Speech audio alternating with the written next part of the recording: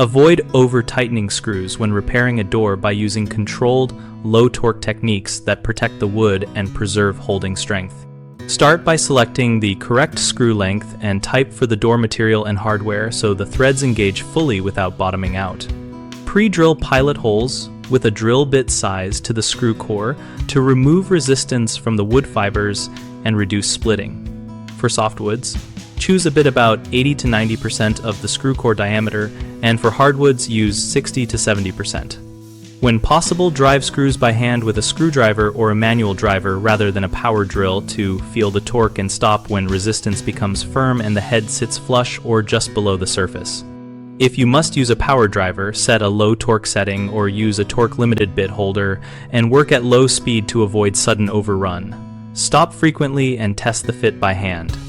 For fragile or stripped holes, repair them by inserting a wooden toothpick or matchstick coated with wood glue into the hole. Trim flush when dry, then reinsert the screw so the newly compressed fibers provide grip. Finally, when the wood is thin, use longer screws that reach the stiles or framing behind the face while avoiding penetrating through to visible surfaces. Common mistakes are using a high-speed power drill and driving quickly, which can spin the screw past grip and strip the hole. Fix this by switching to manual driving for the final turns or using a clutch set low and slow. Another issue is not pre-drilling in hardwood or near edges, which leads to splitting. Prevent that by drilling proper pilot holes and reducing screw diameter or backing off near edges.